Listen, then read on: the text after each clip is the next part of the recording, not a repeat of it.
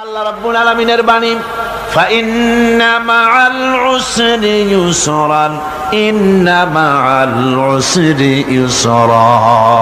আল্লাহ পাক বলেন, জেনে রাখো, দুঃখ এবং কষ্টের সাথে রয়েছে সুযোগ আর সুবিধা, আর অসচ্ছলতার সাথে রয়েছে উদার সচ্ছলতা। জোরে কোন সুবহানাল্লাহ। কাজে ভয় পাওয়ার কারণ নাই, হতাশ হওয়ার কারণ নাই। মন আশায় বুক বেঁধে রাখো। গুনাহ করেছ, হতাশ হয়েও না। যুবকদের গুনাহ করা স্বাভাবিক। ইউনিভার্সিটির ছাত্র, কলেজের ছাত্র, প্রফেসর, শিক্ষক, অফিসার ঘুষ খেয়েছেন, জিনা করা হয়েছে, মদ খাওয়া হয়েছে, মিথ্যা কথা বলা হয়েছে, যাই কিছু করেন না কেন ভয় পাওয়ার কারণ নাই, নিরাশ হওয়ার কোনো দরকার নাই। আল্লাহ পাক ডেকে বলেছেন, কুল ইয়া ইবাদিয়াল্লাযীনা আসরাফু আলা আনফুসিহিম লা তাকনাতু মির রাহমাতিল্লাহ। আরে আমার আল্লাহর মতো এত ভালো আর কেউ আছে? এত দরদ আর কারো আছে? আমার আল্লাহ বলেন, ও নবী, আপনি শুনায় দেন,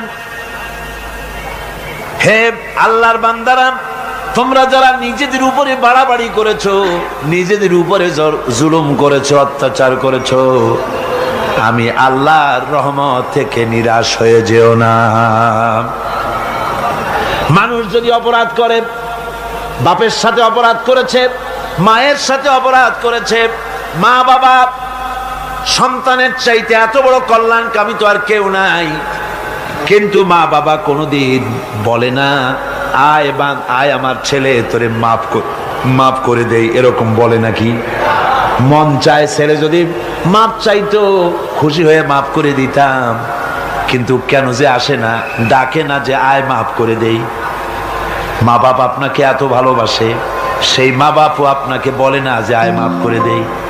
আমার আল্লাহ হচ্ছেন এমন আল্লাহ, আল্লাহ রাব্বুল আলামিন ডাকেন, এ বান্দা, খুন করেছিস ফিরে আয়, জিনা করেছিস ফিরে আয়, হত্যা করেছিস ফিরে আয়, চুরি করেছিস ফিরে আয়, কুফরি করেছিস ফিরে আয়, সুদ খেয়েছিস, ঘুষ খেয়েছিস, মদ খেয়েছিস ফিরে আয়, এসে আমার দরবারে চোখের পানি ফেল, আমার দরবারে কাঁদাকাটি কর। ইন্নাল্লাহা ইয়াগফিরুয যুনুবা জামিআ ইন্নাহু হুয়াল গফুরুর রহিম। আমার দরবারে চোখের পানি ফেলে কান, আমি রব্বুল আলামিন জিন্দেগীর গুনাহ মাফ করে দেব। সুবহানাল্লাহ কোন, সুবহানাল্লাহ কোন। আমার কাছে কান, চোখের পানি ফেল। আল্লাহ রাব্বুল আলামিনের কাছে বান্দার দুইটা ফোঁটা বেশি প্রিয়। একটা হলো জিহাদের ময়দানে যে রক্ত ফোঁটা দেওয়া হয়, এটা আল্লাহর কাছে প্রিয়। আর আল্লাহর ভয়তে গুনার জন্য লজ্জা করে, অনুশোচনা করে বান্দা যখন চোখের পানি ছেড়ে দেয়, আল্লাহর কাছে এটা অত্যন্ত প্রিয়। নবীজি বলেছেন, বান্দা যখন গুনার ভয়তে, আল্লাহর ভয়তে, জাহান্নামের ভয়তে অনুশোচনা করে যখন চোখ দিয়া পানি ছেড়ে দেয়, ওই চোখের পানি নাকের অর্ধেক আসতে না আসতে আল্লাহ রাব্বুল আলামিন বান্দারে মাফ করে দেন। আল্লাহ বরদাস্ত করতে পারেন না যে বান্দা কান্দু। আমার ভাইরা, আল্লাহ রহমত, এই পৃথিবীতে আল্লাহর রহমতকে 100 ভাগ করা হয়েছে। আল্লাহ রহমতের কত ভাগ? এই 100 ভাগের 1 ভাগ সারা পৃথিবীতে ছড়াই দেওয়া হয়েছে। আর 99 ভাগ কার কাছে? আল্লাহর কাছে। একটা ভাগ দুনিয়া ছড়ানো হয়েছে আদম আলাইহিস সালাম থেকে নিয়ে এই পর্যন্ত, এখান থেকে নিয়ে কিয়ামত পর্যন্ত পৃথিবীতে যত মানুষ আসবে, যত প্রাণী আসবে, তাদের মধ্যে প্রাণী জগতেও গাভী তার বাছুরকে ভালোবাসে, ঠিক কিনা?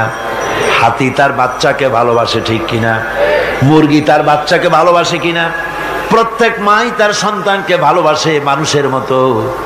এই ভালোবাসা, স্নেহ, এই মমতা, এই করুণা, এই মহব্বত একটা ভাগ দুনিয়ায় দেওয়ার পর আপনি আর আমি যতটুকুন ভাগে পেয়েছি সেই মহব্বতে, স্ত্রীর মহব্বতে অস্থির, মায়ের মহব্বতে অস্থির, সন্তানের মহব্বতে অস্থির।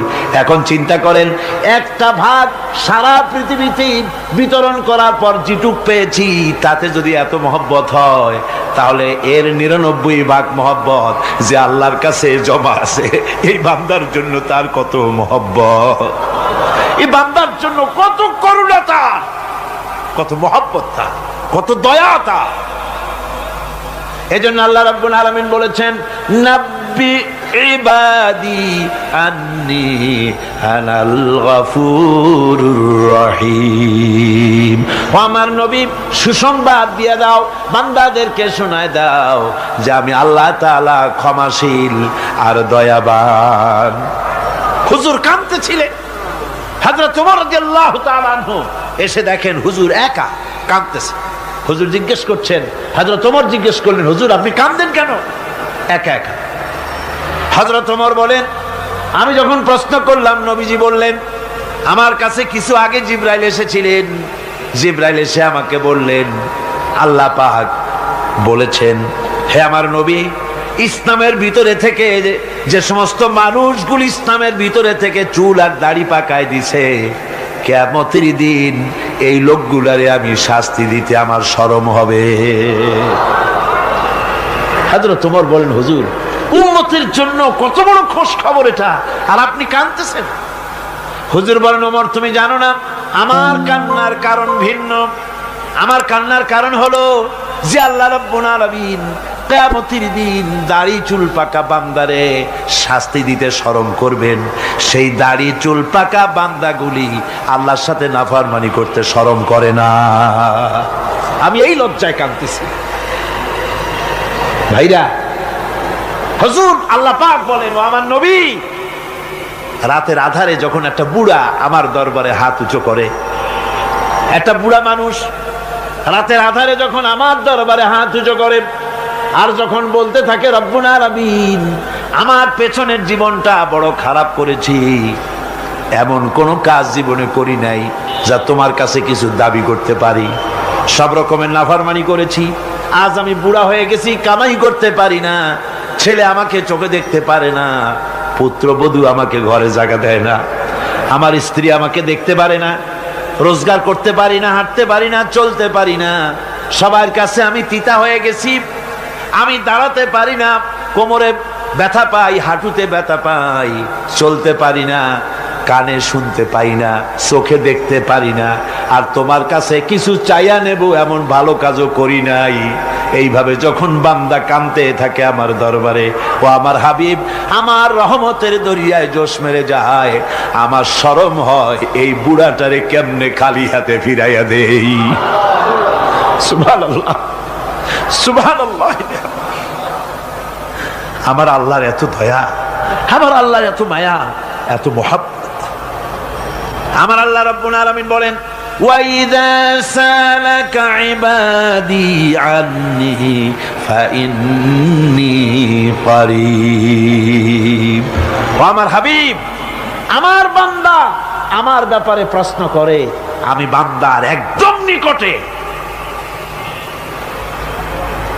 কোরআন শরীফের ভিতরে যত জায়গায় রাসূলকে বলা হয়েছে সুয়ালের কথা, আপনাকে প্রশ্ন করা হয়, আল্লাহ তার জবাব কুল এই কথা বলে জবাব দিয়েছেন। যত জায়গায় সুয়াল এসেছে, যেমন কোরআনে কারীমের মধ্যে আল্লাহ পাক বলেন, ওয়ায়াসআলুনাকা আনিল মাহিদ, মেয়েদের হায়েজ সম্পর্কে জিজ্ঞাসা করা হয়, কুল হিয়া আযা, হে নবী আপনি বলুন। এভাবে করে কুল দিয়ে জবাব দেওয়া হচ্ছে। আবার প্রশ্ন করা হচ্ছে, ওয়ায়াসআলুনাকা আনিল আনফাল, এই গনিমতের মাল সম্পর্কে হুজুর আপনাকে, হে নবী আপনাকে প্রশ্ন করা হয়। আল্লাহ কুল দিয়া জবাব দিলেন, আল্লাহ বলেন আপনি বলেন। ওয়ায়াসআলুনাকা আনিল খামরি ওয়াল মাইসির, আল্লাহ পাক বলেন নবী আপনারে প্রশ্ন করা হয়, কুল ফীহিমা ইসমুন কাবীর, আল্লাহ কুল দিয়া বললেন তুমি বলো। আবার বলা হলো ওয়ায়াসআলুনাকা আনিল আহিল্লা কুল হিয়া মাওয়াকিতু লিন্নাস। ও নবী, আপনাকে প্রশ্ন করা হয় চাঁদের ক্রমবর্ধমান এবং ক্রমহ্রাস, এই যে বাড়ে আর কমে, পূর্ণিমা হয় অমাবস্যা হয়, কেন হয়? আপনি বলুন, কুল, আপনি বলেন, এটা আমি অক্ত এবং সময়, বছর আর দিন গণনা করার জন্য পৃথিবীবাসীদের জন্য বিনা পয়সায় একটা ক্যালেন্ডার বানাইয়া আকাশে ঝুলাই রেখেছি। এভাবে যত জায়গায় এসেছে আপনাকে প্রশ্ন করা হয়, তত জায়গায় আল্লাহ জবাব দিয়েছেন কুল, আপনি বলেন। গোটা কোরআন শরীফের ভিতরে এই একটি মাত্র জায়গা যেখানে বলা হয়েছে আপনাকে প্রশ্ন করা হয়। আল্লাহ এখানে বলতে পারতেন কুল, আপনি বলেন, আল্লাহ তোমাদের নিকটবর্তী, এভাবে জবাব হয় নাই। এটা কায়দাটা হলো এই, আল্লাহ বলতেছেন ওয়াইজা সালাকা ইবাদি, ও আমার নবী, প্রশ্ন তো আমার বান্দারা আমার ব্যাপারে করেছে, এবার আপনার জবাবের কোনো দরকার নাই। প্রশ্ন আমার ব্যাপারে, আমি নিজে জবাব দিয়ে দেই, ফা ইন্নী কারীব। ও বান্দা, আমার ব্যাপারে প্রশ্ন করেছিস, জবাব আমি দেই, আমি তোর সবচাইতে বেশি নিকটে। সুবহানাল্লাহ, কত নিকটে? ওয়ানাহানু আকরাবু ইলাইহি মিন হাবলিল ওয়ারিদ। তোর যে রগ, এই শাহরগের চাইতেও আমি তোর বেশি কাছে। সুবহানাল্লাহ। আমারে ডাক, আমারে ডাক, কলিজা দিয়া ডাক, অন্তর দিয়ে ডাক। মনের থেকে মানুষ যদি ডাকে, মুখের ডাক আর মনের ডাক এক জিনিস নয়। দিল সে জুবাত নিকলতি হ্যায়, असर रखती है पर नहीं मगर ताकते परवाज रखती है। দিল থেকে যে কথা বেরোয় তা প্রভাব বিস্তার করে, ডানা নাই কিন্তু ওড়ার ক্ষমতা রাখে। মনের কথাই ভিন্ন। মন থেকে, দিল থেকে, কলিজা থেকে, অন্তরের গভীর কন্দর থেকে, মুহাব্বতের সাথে কেউ যদি একবার বলে আল্লাহ, বলেন আল্লাহ, আল্লাহ, আল্লাহ, আল্লাহ রাব্বুল আলামিন বলেন, অন্তরের অন্তঃস্থল থেকে একটি বার যদি বান্দা বলেন আল্লাহ, আল্লাহ বলেন 70 বার সাড়া দিয়া জিজ্ঞেস করি, বান্দা কি চাও, আমি তোমার কাছে আসি। সুবহানাল্লাহ, আমি তোর একদম কাছে, কি চাস বল, বল আমার কাছে। এমন দয়াবান, এমন মেহেরবান, এমন আল্লাহ আমাদের। সে আল্লাহ রাব্বুল আলামিন, তিনি বলছেন وقال ربكم ادعوني استجب لكم। তোমাদের রব বলেছেন আমারে ডাকো, আমি আল্লাহ ডাকের সাড়া দিয়া দেব। সুবহানাল্লাহ। কারে ডাকতে হবে? কারে ডাকতে হবে? এই বিশাল জনসমুদ্র একযোগে চিল্লা এখন কারে ডাকতে হবে? কোন পীর সাহেবকে নয়, আল্লাহর কসম কোন খাজা বাবাকে নয়, ডাকতে হবে কারে? চিল্লা এখন কারে? ওয়াকালা রাব্বুকুম উদউনি, তোমার রব তোমাকে বলতেছে আমারে ডাকো, আস্তাজিব লাকুম, আমারে ডাকবে আমি সাড়া দিয়ে দেব। সুবহানাল্লাহ।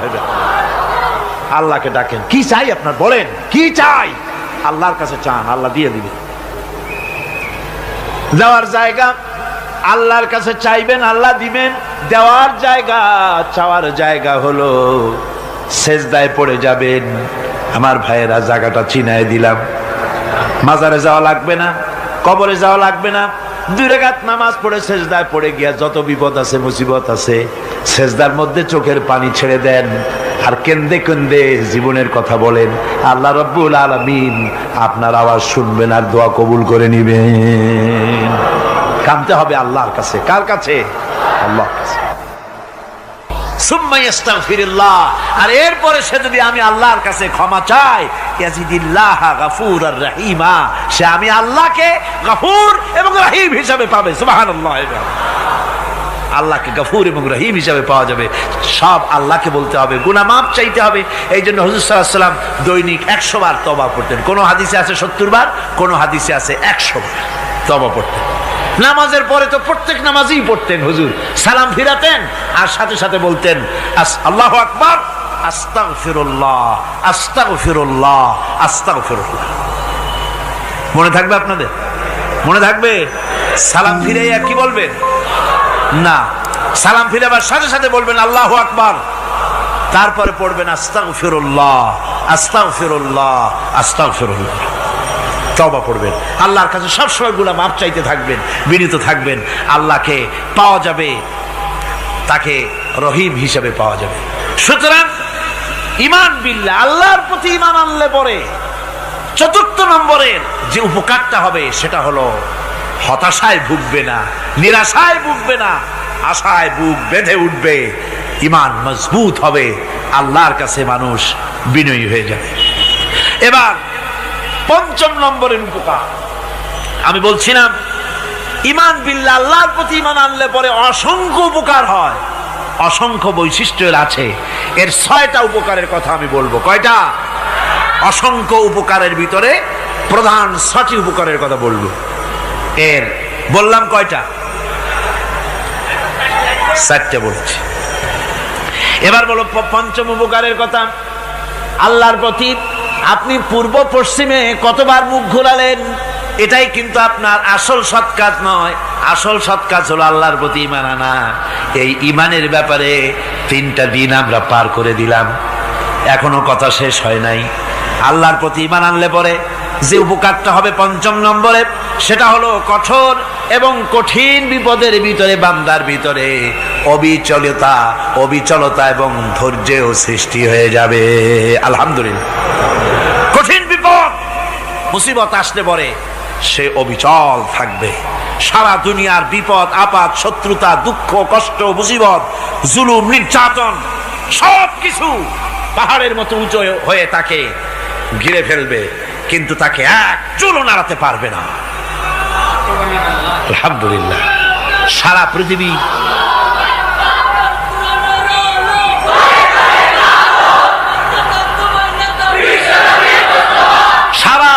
একদিকে আর সে একা একদিকে থাকবে।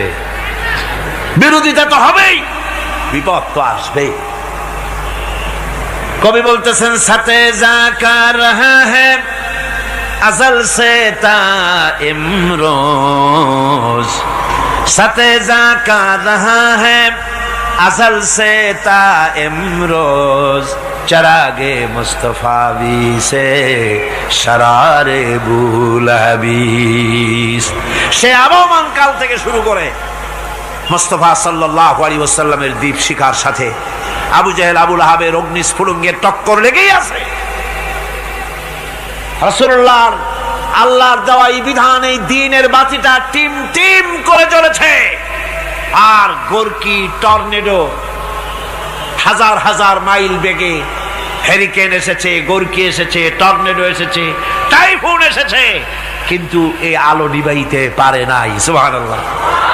এই আলো নিবাতে পারে নাই। এই শত্রুতা চিরকালের, নিবাতে পারবে না। কারণ হচ্ছে আল্লাহ রাব্বুল আলামিন বলেছেন, ইউরিদুনা লিইউতফিউ নূরাল্লাহি বিআফওয়াহিহিম ওয়াল্লাহু মুতিম্মু নূরিহি ওয়ালাউ কারিহাল কাফিরুন। ওরা চায় মুখের ফু দিয়ে আমার আলোকে নিভিয়ে দেবে, কিন্তু আমি আমার আলোকে পূর্ণতা দান করব। তাতে কাফের বেঈমানদের কলজায় যত জ্বালা যন্ত্রণা হোক, আমার দ্বীন কেউ মিটাই দিতে পারবে না। সুবহানাল্লাহ। সুতরাং বিপদে অবিচলতা আসবে, সে অটল হবে, মজবুত হবে। কোরআনে কারীম বলতেছে, ওয়া কাযালিকা জাআলনা লিকুল্লি নাবিয়্যিন আদুওয়াম মিনাল মুজরিমিন। এই পৃথিবীতে এমনি করে আমি সকল নবীদের শত্রু বানিয়েছি, সব পাপিষ্ঠ অপরাধীদেরকে। নবীদের সাথে বিরোধিতা করেছে কারা? পাপিষ্ঠরা, অপরাধীরা। আজও খুঁজে দেখেন আজও ইসলামী আন্দোলনের বিরোধিতা যারা করে সবগুলি কি পাপিষ্ঠ। সত্য কিনা কর? ইসলামী আন্দোলনের বিরোধিতা যারা করে হিসাব করে, চোখ দিয়ে তাকায় দেখেন, খুঁজে দেখেন তাদের নামগুলি। মদখোর, জিনাকার, বদমাশ, চোর, হাইজাকার, বেনামাজি, লুটেরা, মিথ্যাবাদী, সবচাইতে সমাজের নিকৃষ্ট লোকগুলি ইসলামের বিরুদ্ধে করে।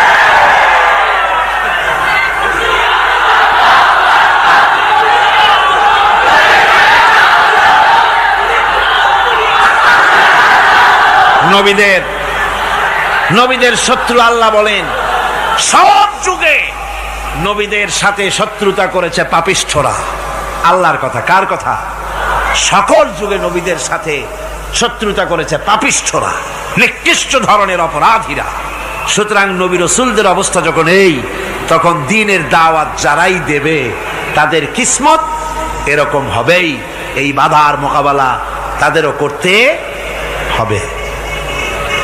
এই যে বাধাটা আসে, এই যে মারে, অপরাধ কি? এই যে তারা চোর বা ডাকাত যাদের মারা হয়। আল্লাহ রাব্বুল আলামিন বলেন অপরাধ হলো ওয়ামা নাকামু মিনহুম ইল্লা আইয়ুমিনু বিল্লাহিল আজিজিল হামিদ। অপরাধ হচ্ছে ইমানদার লোকদের উপরে নির্যাতন চালিয়েছে, অন্য কোনো কারণে নয়। কারণ একটাই, তারা আল্লাহর জমিনে আল্লাহর দ্বীন প্রতিষ্ঠা করতে চেয়েছে, আর কোনো অপরাধ না। জমিন আল্লাহর, জমিন কার? এই বিশাল জনসমুদ্র গর্জে উঠুন একযোগে, বলুন জমিন কার? আইন চলবে কার? এখানেই সংঘর্ষ বেঁধেছে আবহমান কাল ধরে। মানুষ অত্যাচারিত হয়েছে, সাহাবায়ে কেরাম অত্যাচারিত হয়েছেন। বুখারী শরীফের হাদিসে এসেছে রাসূল করিম সাল্লাল্লাহু আলাইহি ওয়াসাল্লামের কাছে হযরতে খাব্বাব গিয়ে উপস্থিত হয়েছিলেন। হযরতে খাব্বাব বলেন, হাদিসটা এভাবে লেখা হয়েছে বুখারীতে, ওয়ান খাব্বাব বিন আরিদ রাদিয়াল্লাহু তাআলা আনহু قال شكونا إلى رسول الله صلى الله عليه وسلم وهو متوسد بردة له في ظل الكعبة। রাসূলুল্লাহর কাছে গেলাম, কাবা শরীফের কাছে গিয়া দেখি নবীজি একটা চাদর গায়ে দিয়ে তিনি আরাম ফরমাচ্ছিলেন কাবা শরীফের ছায়ায়। সেখানে গিয়ে বললাম, আলা তাস্তানসিরু লানা আলা তাদউ লানা ইয়া রাসূলুল্লাহ, হে আল্লাহর রাসূল, আপনি কি আমাদের জন্য আল্লাহর কাছে দোয়া চাইবেন না? আপনি কি আল্লাহর কাছে আমাদের জন্য সাহায্য চাইবেন না? আমাদের লোকগুলিকে, মুসলমানগুলিকে মারতে মারতে তো শেষ করে ফেলে দিল। তারা আমাদের সুমাইয়াকে মারলো, আমাদের খাব্বাবকে উটের সাথে পায়ের দড়ি লাগায় টানলো, আমাদের খোবায়েবকে তারা আগুনের উপরে চিৎ করে শোয়ায় রাখলো, না খায় রাখতেছে, মারতেছে। কষ্টে তো শেষ হয়ে গেলাম, হুজুর আপনি কি আমাদের জন্য দোয়া করবেন না? হাদিস শরীফে এসেছে নবীজি উঠে বসলেন সোজা হয়ে। নবীজি বলেন, ও আমার সাহাবী, ও খাব্বাব শোনো, তোমাদের আগে এই পৃথিবীতে যারা দ্বীনের দাওয়াত দিতে এসেছিলেন তাদেরকে সমকালীন রাষ্ট্রশক্তি, সমাজ শক্তি তাদেরকে ধরত। ফায়ু খাজুর রাজুলো, তাদেরকে তারা ধরত। ফায়ুহফারু লাহু ফিল আরদ, আর তার জন্য জমিনের ভিতরে কবর বানাইতো। ওই কবর ফায়ু জালু ফিহা, ওই কবরের ভিতরে তাকে কোমর পর্যন্ত গেড়ে দিত। সুম্মা ইউতা বিল মানসার, এরপরে করাত আনতো। ফায়ুদাউ আলা রাসিহি, এরপরে ওই করাত তার মাথার উপরে রাখতো। ফায়ুজালু নিসফাইন, এরপরে করাত দিয়া চিরে জীবিত মানুষটারে দ্বিখণ্ডিত করে ফেলে দিত। মা ইয়াসুদ্দুহু যালিকা আন দীনিহি, ও আমার খাব্বাব, এত কষ্ট দেওয়ার পরেও সেই যুগের কোন মুসলমানকে, দ্বীনের দায়ীদেরকে আল্লাহর দ্বীন থেকে এক চুলো তারা সরাই দিতে পারে নাই, এক চুলো সরাতে পারে নাই। ওয়াল্লাহি, ও খাব্বাব, আমি আমার আল্লাহর নামে কসম করে বলছি, লা ইউতাম্মান্নাল্লাহু হাযাল আমরা হাত্তা ইয়াসিরা আর-রাকিবু মিন সানা ইলা হাযরামাউত। আমি কসম করে বলি, আল্লাহ রাব্বুল আলামিনের এই সানা থেকে হাজারামাউত পর্যন্ত লোকেরা যাতায়াত করবে, সুন্দরী রমণীরা গমন করবে, সদাগরেরা যাতায়াত করবে, টাকা নিয়া পয়সা নিয়া যাতায়াত করবে। তাদের মনের মধ্যে লুটের ভয়, টাকার ভয়, চুরির ভয়, ডাকাতির ভয়, জেনার ভয়, হত্যার ভয়, ধর্ষণের ভয়, কোনো ভয় থাকবে না। লা ইয়াখাফু ইল্লাল্লাহ, আল্লাহ ছাড়া কোনো ভয় থাকবে না। এমন একটা সমাজ, এমন একটা সময় আসবে। ওয়ালাকিন্নাকুম তাস্তাজিলুন, অথচ খুব তাড়াহুড়ো তোমরা করতেছো। তাড়াহুড়ো করো না, সময় আসবে ইনশাআল্লাহ। আমার ভাইয়েরা, আমার বন্ধুগণ, কঠিন বিপদে অবিচলতা এবং ধৈর্যের দৃষ্টান্ত রেখে গেছেন আম্বিয়া আলাইহিমুস সালাম। সুবহানাল্লাহ। কঠিন বিপদে অবিচলতা, দৃঢ়তা, ধৈর্য কারে বলে, তার দৃষ্টান্ত কারা রেখেছেন? আম্বিয়া আলাইহিমুস সালাম। ওনারাই আমাদের আদর্শ, নবীরাই আদর্শ। সাহাবায়ে কেরাম রিদওয়ানুল্লাহ তাআলা আলাইহিম আজমাইন আমাদের আদর্শ। ভাইরা আমার, মুসা আলাইহিস সালামকে ফেরাউন যখন ঘিরে ফেলে দিল, কোরআনের সব কথা গল্প গুজবার ইতিহাসের জন্য লেখা হয় নাই। কোরআনের মধ্যে যা লেখা হয়েছে সব বান্দাদের উপদেশের জন্য, যাতে করে লোকেরা চিরটা কাল এর থেকে উপদেশ নিয়ে নিজেদের তৈরি করতে পারে। জোরে বলেন সুবহানাল্লাহ। মুসা আলাইহিস সালামের কথা আল্লাহ বলেন, ফেরাউন তাকে ঘিরে ফেলে দিল, পালাবার রাস্তা নাই। ফালাম্মা تراءى الجمعان قال أصحاب موسى إنا لمدركون। মুসা আলাইহিস সালামের উম্মতেরা বললেন, হে মুসা, পাকড়াও হয়ে গেছি, পালাবার রাস্তা নাই। তিন দিক থেকে আমাদেরকে ঘেরাও করেছে ফেরাউনের শক্তি। সামনে কি? দরিয়া, আর তিন দিকে কি? ঘেরাও আন্দোলন। পালাবার পথ নেই, পালাবার পথ নাই। সারাশি আক্রমণ, ঘেরাও আন্দোলন। এই যে ঘেরাও টেরাও তো আজকে নতুন নাই, ঘেরাও আসছে অনেক আগের থেকে। আসলে কথা বুঝতে পেরেছে? মাইক না থাকলে আমি কি করবো কোন? আজকে এরকম হচ্ছে কেন? আগামীকাল ঠিক হবে ইনশাআল্লাহ, রাগ করেন না। গান হচ্ছে, বসেন বসেন। শয়তান ঢুকছে মাইকের মধ্যে। অনেক সময় হয় কি, মাইকের হাই পাওয়ারের যে মেশিন আছে, এর ভিতরে ইথার থেকে রেডিওর ওই গানগুলি ওর মধ্যে ঢুকে পড়ে। কথা বুঝতে পেরেছেন? এই জন্য শয়তান তো আর বসে থাকে না, ওরও তো কিছু করার আছে। ধৈর্য ধরেন, ধৈর্য ধরেন। কালকে অপারেটরদেরকে মাওলানা শামসুদ্দিন সাহেবের কাছে অনুরোধ করব, অপারেটর একটু ভালো করে হেদায়েত করে দেবেন মাইকে। আজকে আমার নিজেরও কষ্ট হচ্ছে, আমিও বুঝতে পারছি না যে আমার কথাগুলি কি আওয়াজে বেরোচ্ছে, যার জন্য আমাকে বেশি চিল্লাইতে হচ্ছে। বক্তাকে কি লাউডে তার কথা বেরোচ্ছে তা তার কানে আসতে হয়, তাহলে বোঝা যায় যে আমার কথাগুলি কিভাবে বেরোচ্ছে। এটা এই অবস্থায় সিচুয়েশন আজকে নাই, এবং লোকেরাও মাইকের ব্যাপারে আজকে অভিযোগ করেছে, যা বিগত 16 বছরে করে নাই। সেটের ব্যাপারে কোথাও কোনো অসুবিধা হয়েছে?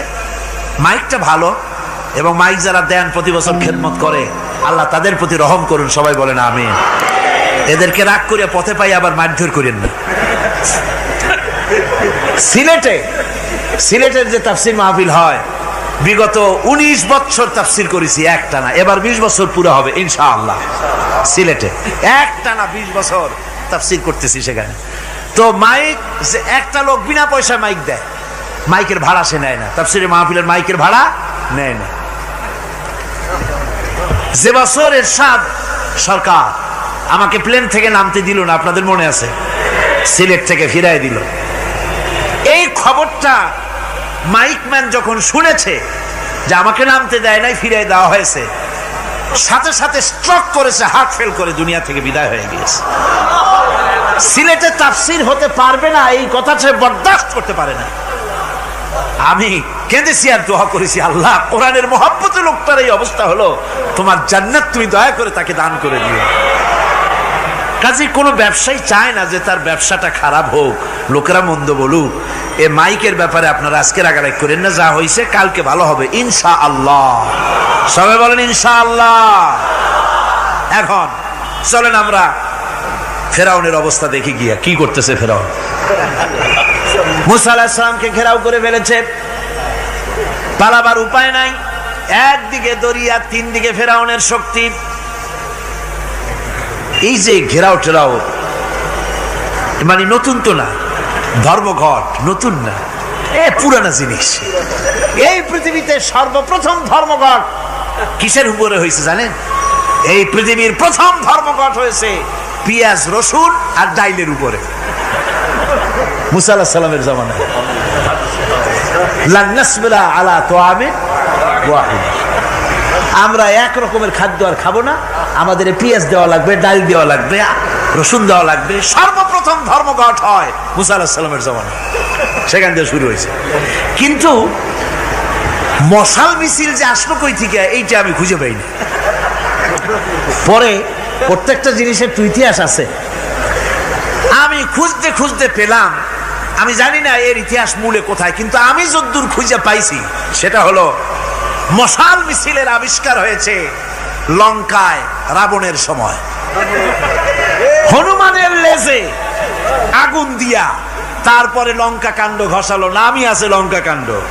হনুমানেরা লেজে আগুন দিয়ে রাবণ যে লঙ্কায় মশাল মিছিল করেছিল হনুমানদের দিয়া, ওই হনুমানের ওই সিস্টেমটা এখনো আমাদের দেশে চালু আছে।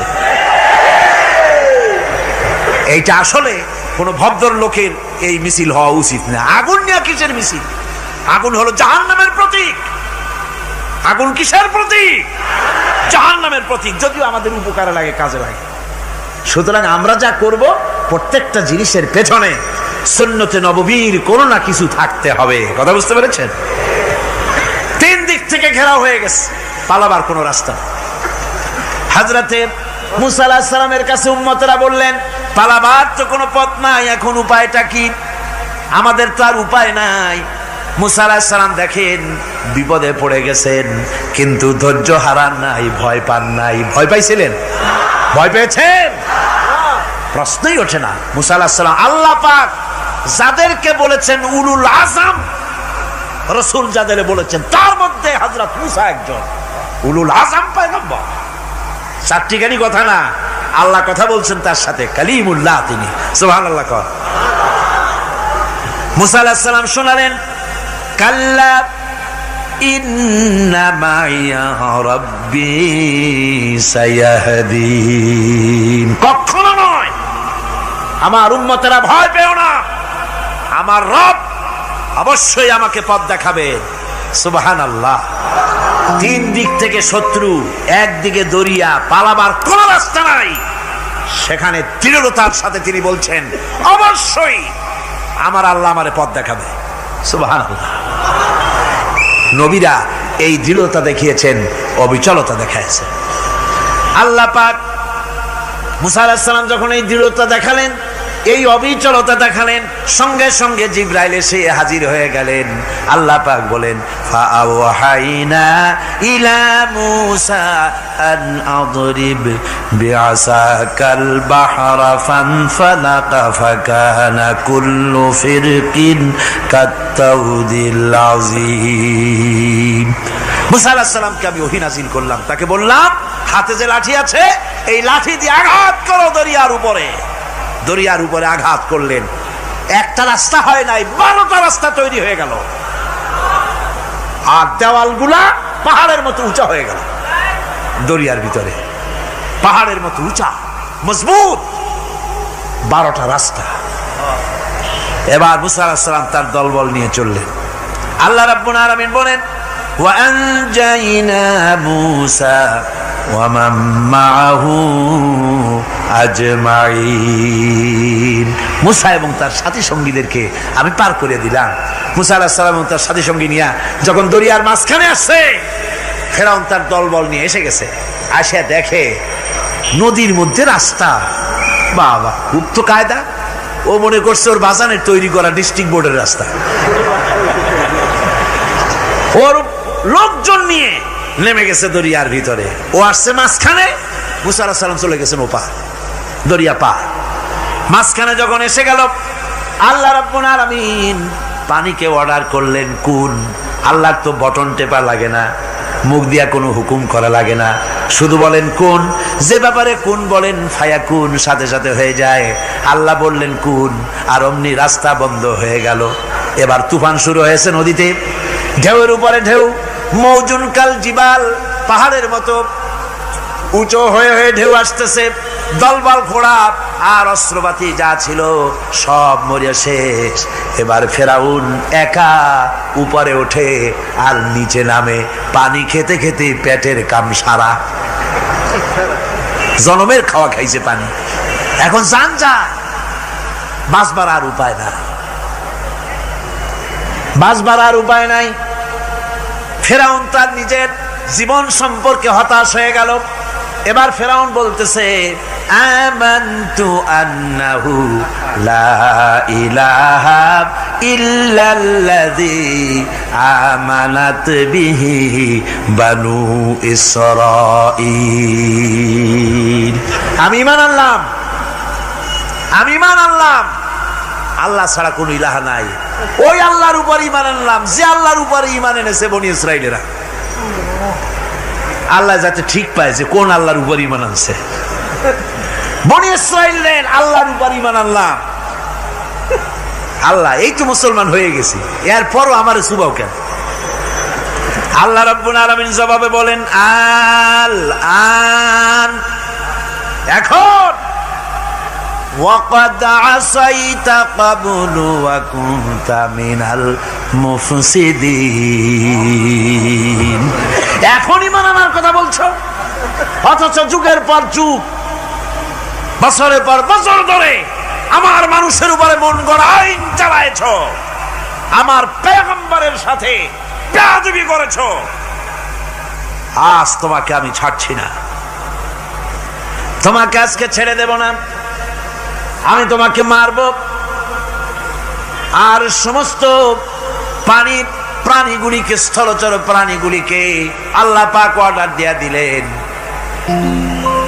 এই ফেরাউনের লাশকে ডুবাবি না, পচাবি না, খাবি না। আলিয়াউমা নুনাজ্জিকা বিবাদানিক, আমি তোমার শরীরে বাঁচায় দেব। পোকে খাবে না, পানিতে পচবে না, মাছে খাবে না, কুমিরে খাবে না, দুনিয়ার কোনো পশুতে খাবে না। আমি তোরে শুটকি বানাইয়া রাখবো, যাতে করে দুনিয়ার সমস্ত ফেরাউন যত যুগে যুগে আসে তোরে দেখে যেন হেদায়েত নিতে পারে। ফেরাউনকে আল্লাহ শুটকি বানায় রাখছে। আমি ফেরাউনদের লাশ দেখেছি ব্রিটিশ মিউজিয়ামে। ফেরাউন তো একটা না, অনেকগুলা। আসলটারে অবশ্য দেখিনি। ব্রিটিশ মিউজিয়ামে ওই ফেরাউনগুলার লাশ যখন অসুবিধা হয়, মমিগুলি, তখন ইংল্যান্ডে নিয়ে যায় চিকিৎসা করাবার জন্য। চোখ টোক আছে গর্তের ভিতরে, তারপরে চামড়া টামড়া হাড়ের সাথে মিশানো, ওইভাবে চেহারা দেখলে মনে হয় যে সত্যি ফেরাউনিগুলা। আর ব্রিটিশের কাম মিশর থেকে না আনছে এমন কোন জিনিস নাই। আমি সেখানে এক বক্তৃতা বলছিলাম, আপনারা এদের এখন সভ্য, এদের এখন ভদ্র, এরা হলো ইন্টারন্যাশনাল চোর। ওরা সারা দুনিয়া চুরি করেছে।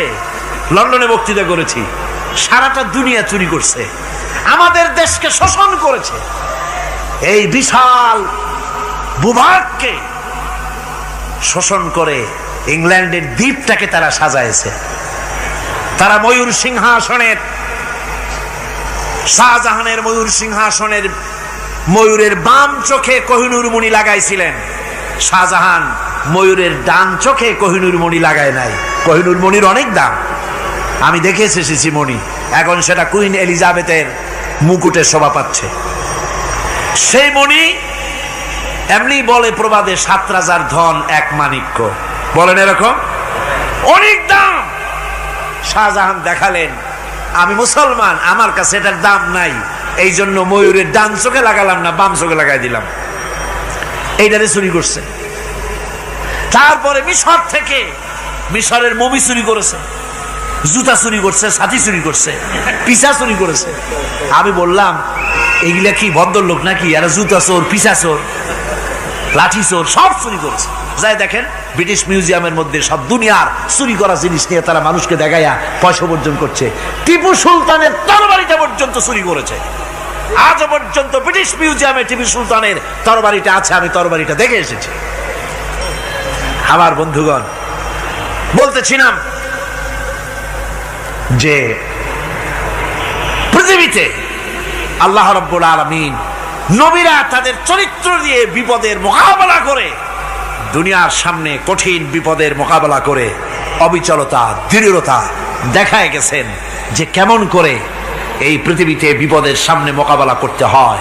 ধৈর্য ধরতে হবে, বিপদ আসবে পাহাড় সমান হয়ে, আপনাকে ধৈর্য ধারণ করতে হবে সেভাবে বুক বেঁধে। যেহেতু এটা যদি বিশ্বাস হয় যে আমার কিসমতে যা আছে তার থেকে বেশি কিছু হবে না, তাহলেই আপনার ধৈর্য আসবে, ভয় পাবেন না। কথা ঠিক কিনা কন? এবারে হযরত হুদ আলাইহিস সালাম সম্পর্কে আল্লাহ রাব্বুল আলামিন বলেন, হযরতে হুদকে যখন ষড়যন্ত্র হলো কাফির বেঈমানেরা তাকে মেরে ফেলার জন্য, যখন সরকারি ষড়যন্ত্রে লিপ্ত হয়ে গেল, হযরতে হুদ সমাজের এই চ্যালেঞ্জের মোকাবেলা করলেন। হযরত হুদ বলেন, ফাকিদুনি জামিআন সুম্মা লা তুনজিরুন ইন্নী তাওয়াক্কালতু আলাল্লাহি রাব্বি ওয়া রাব্বিকুম। তোমরা তোমাদের ষড়যন্ত্র আমার বিরুদ্ধে যত পারো আমার বিরুদ্ধে ষড়যন্ত্র চালাও, এতটুকুন আমার অবকাশ দিও না। আমি এমন আল্লাহর উপরে ভরসা করেছি যার হাতের ভিতরে তোমাদেরও জান আর আমারও জান। যা পারো তাই করো। সরকার সমস্ত শক্তি একত্রিত হয়ে আমার মোকাবেলা করো। একদিকে হুদ আলাইহিস সালাম, আর একদিকে গোটা জাতি। হযরত হুদ ভয় পায় নাই। সুবহানাল্লাহ খান। ঈমান বিল্লাহ মানুষের কলিজাকে এভাবে শক্ত করে দেয়। কোন আলহামদুলিল্লাহ। এবারে এই বিপদের, কঠিন বিপদের মোকাবেলা করে আমার রাসূল যে প্রমাণ দিয়া গেলেন, আমার রাসূল যে কঠিন বিপদের মোকাবেলা করলেন, ভাইয়ের আমার, হিজরতের রাতে সওর পাহাড়ের ভিতরে যখন তিনি আশ্রয় নিলেন, হযরতে আবু বকর সাথে ছিলেন। হযরতে আবু বকর রাদিয়াল্লাহু তাআলা আনহু বলেন, হুজুর আপনি দাঁড়ান, এটা তো পাহাড়িয়া গুহা, গুহার ভিতরে সাপ থাকতে পারে, বিচ্ছু থাকতে পারে, আমি আগে ঢুকি, বিপদ যদি হয় আমার উপর থেকে হয়ে যাক। গুহার ভিতরে নেমে গুহা সাফ করলেন। এরপরে হুজুরকে ডাকলেন, হুজুর তাশরীফ নিলেন গুহার ভিতরে। এরপরে হুজুর বললেন, আবু বকর পাহাড়ে হেঁটে হেঁটে 2-3টা পাহাড় পাড়ি দিয়া যাওয়া লাগে সৌর পাহাড়ে। মদিনার সোজা রাস্তা হুজুর ধরেন নাই, মেসফালার পথ দিয়া জাবালে কেদোয়ার উপর দিয়া 3টা পাহাড় পাড়ি দিয়া তারপরে হুজুর গেলেন সৌর পাহাড়ে। গুহার ভিতরে হুজুর তাশরীফ নিলেন। বললেন, আবু বকর তুমি বসো, তোমার উরুর উপরে মাথা রেখে আমি একটু আরাম করি।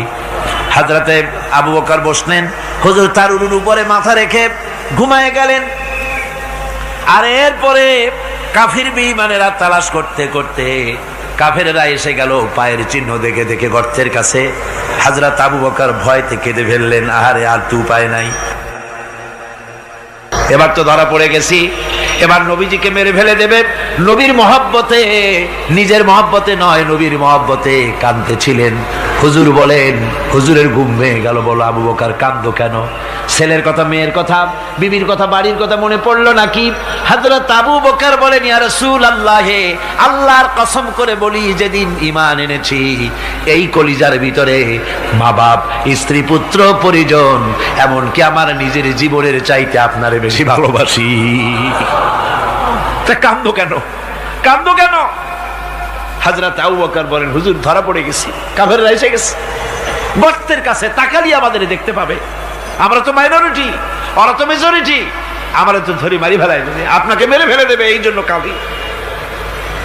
আল্লাহ রাব্বুল আলামিন, হুজুর তখন কি দৃঢ়তা, কি অবিচলতা, কি ধৈর্যের পাহাড় সম মনোবৃত্তি তখন দেখালেন।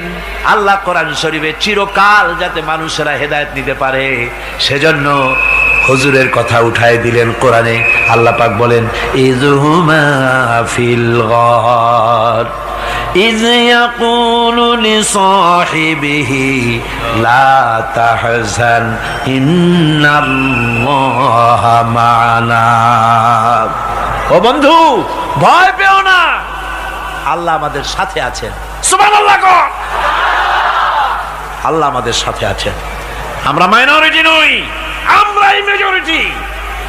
আল্লাহ আছে আমার সাথে, ভয় পাওয়ার কোনো কারণ নাই। সুবহানাল্লাহ।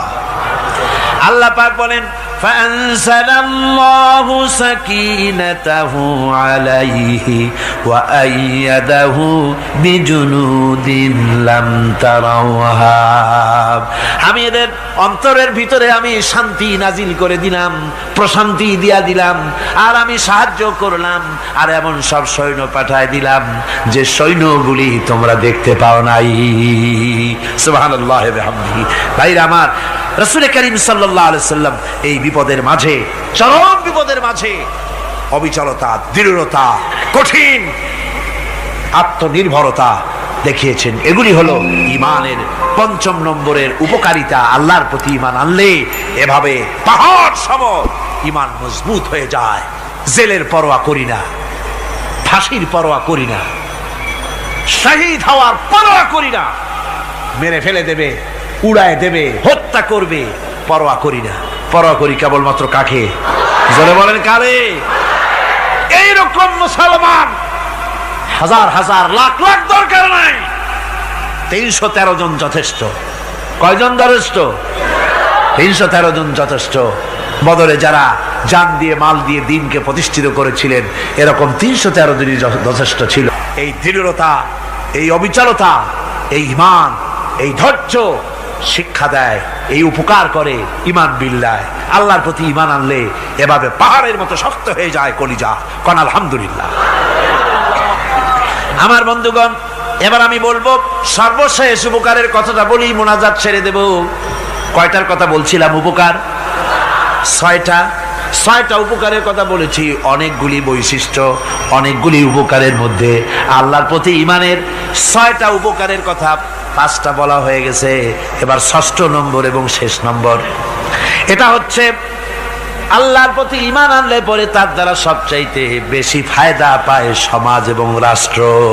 কোন আলহামদুলিল্লাহ, কোন আলহামদুলিল্লাহ। আল্লাহর প্রতি ঈমানের দ্বারা নৈতিক সংশোধন হয় এবং রাষ্ট্র আর সমাজ সবচাইতে বেশি উপকৃত হয়। কারণ হলো ঈমানদার ব্যক্তি আল্লাহর প্রতি যে ঈমান এনেছে, তার মনের মধ্যে ধারণা এটা হয়, আমার কোনো কাজ তো গোপন থাকে না। ইন্নাল্লাহা লা ইয়াখফা আলাইহি শাইউন ফিল আরদি ওয়ালা ফিস সামা। আল্লাহর কাছে গোপন বলতে কিছু নাই, আকাশেও নাই, জমিনেও নাই, কোনো কিছু গোপন নাই। সুতরাং আমি যা করি সব আল্লাহ দেখেন এবং শোনেন।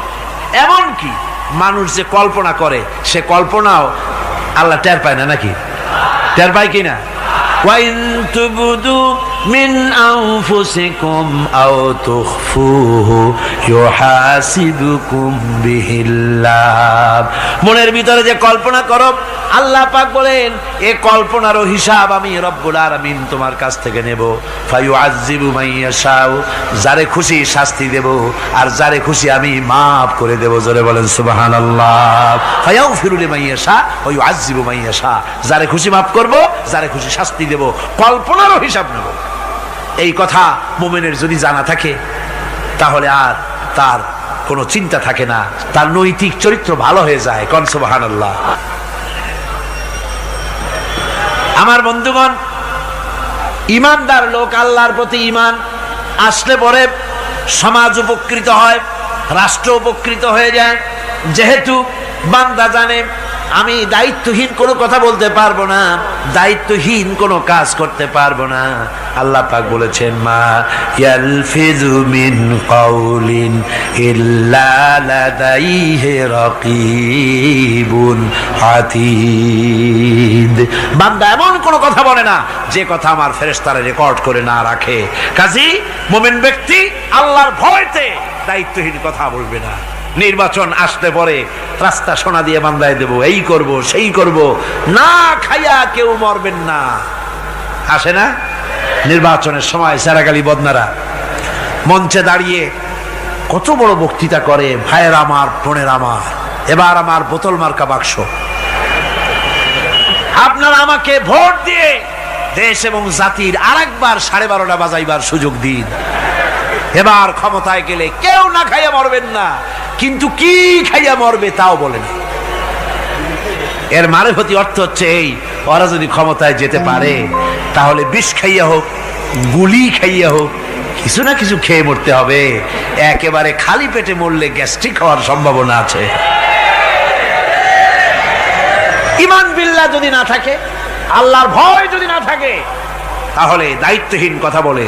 আর আল্লাহর ভয় যদি থাকে, তাহলে নৈতিকতার সংশোধন হয়ে যায়, দায়িত্বপূর্ণ কথা বলে, মানুষকে ফাঁকি দেয় না। আমার বন্ধুগণ, আল্লাহ রাব্বুল আলামিন তার বান্দা যারা আল্লাহকে ভয় করে, সে ভয় করা বান্দাগুলির মনের মধ্যে এই চিন্তা এসে যায়, আমি যেখানে থাকি না কেন আল্লাহ আমাকে দেখতেছেন, শুনতেছেন। রাতে হোক দিনে হোক, যেখানে আছি আল্লাহ আমারে দেখতেছেন। আল্লাহ পাক বলতেছেন, ওয়া হুয়া মাআহুম ইজ ইউবাইতুনা মা লা ইয়ারদা মিনাল কওলি ওয়া কানা আল্লাহু বিমা ইয়ামালুনা মুহীতা। আল্লাহ পাক বলেন, আমি তো আমার বান্দার নিকটে তখনও থাকি যখন সে গোপনে গোপনে রাতের বেলায় আমার মর্জির খেলাফ পরামর্শ করে। আমার মর্জির খেলাফ পরামর্শ করতেছে রাত্রে, আমি তো তখনও কাছে থাকি, ওটা আমি শুনি। ঈমান যদি আসে, তাহলে এই সব কাজ থেকে সে বিরত থাকে। সে যদি কম হয় সেখানেও আল্লাহ, বেশিও যদি হয় সেখানেও আল্লাহ। এমন কোন জায়গা আছে নাকি চিটাগংয়ে যেখানে আপনি একটা আকাম করবেন আর আল্লাহ টের পাবে না? কোন আছে নাকি? আচ্ছা, চট্টগ্রামে না থাকুক, বাংলাদেশের কোন জায়গা আছে নাকি? পার্বত্য চট্টগ্রামে যত পাহাড় আছে, উঁচু নিচে জায়গা আছে, ওই জায়গায় বোধহয় আছে নাকি? সারা পৃথিবীতে আছে কোথাও? আল্লাহকে ফাঁকি দেওয়ার জায়গা কোথাও? সব স্পষ্ট। আল্লাহ কি ঘুমায় নাকি? ঘুমায়? তার কাছে দিনও যায়, রাতও তাই। সমানে তিনি দেখতে পান, শুনতে পান, সবকিছু দেখতে পান, সবকিছু শুনতে পান। তাকে ফাঁকি দেওয়ার কোনো উপায় না। এই জন্য ৬ষ্ঠ নম্বরের উপকার যেটা হয়, সেটা হলো সমাজ উপকৃত হয় ওই মানুষ দিয়ে যার মধ্যে ঈমান আছে। হযরত ওমর রাদিয়াল্লাহু তাআলা আনহু রাতের আধারে, শেষ রাত্রে ঘুরতেছিলেন, দেখেন এক বাড়িতে কথা হচ্ছে, কথাবার্তার আওয়াজ পাওয়া যায়। মনে করলেন কোন অসুখ বিসুখ নাকি। ঘরে গিয়ে কান পাচ্ছেন দেওয়ালের সাথে, শুনতে পাচ্ছেন ভিতরে বুড়ি মা তার মেয়েকে বলছে, এই মেয়ে ওঠ, উটের দুধ দোয়াই নিয়ে আসছি, এর মধ্যে পানি মিশা, তারপর সকালে বাজারে নিয়ে যা। মেয়ে বলছে, মা এই কামটা আমি পারবো না। কেন পারবি না? হযরত ওমর ফরমান জারি করেছেন, দুধে পানি মিশাতে নিষেধ করেছে, কাজে এই কাজটা আমি পারবো না। আরে বেটি, আমিরুল মুমিনিন দেখ এখন কোথায় যায়, ঘুমায় আছে, সে কি দেখতেছে নাকি যে পানি মিশাই না কি মিশাই? মেয়ে বলতেছে, মা আমিরুল মুমিনিনকে ফাঁকি দেওয়া যেতে পারে, তার পুলিশ বাহিনীকে ফাঁকি দেওয়া যেতে পারে, কিন্তু আল্লাহ রাব্বুল আলামিনের চোখকে ফাঁকি দেওয়া যাবে না। হযরত ওমর এই কথা শুনে বাড়ি চলে গেলেন, আর নিজের ছেলেকে ডেকে বললেন, ছেলে আমার, অমুক জায়গায় একটা বাড়ি আছে, সেখানে একটা যুবতী মেয়ে আছে, ওই মেয়েটার বিয়ে হয়েছে কিনা শোনো, যদি বিবাহ না হয়ে থাকে তুমি তোমার নিজের বিয়ের প্রস্তাব দাও। আমিরুল মুমিনিন এই মেয়েটা সুন্দরী কেমন, স্বাস্থ্য কেমন, কিছুই দেখলেন না, দেখলেন তাকওয়া। কি দেখলেন? আল্লাহর ভয়। আল্লাহর ভয় যখন একটা জাতির মধ্যে আসে, পুলিশ লাগে না, পুলিশের কাজ কমে যায়।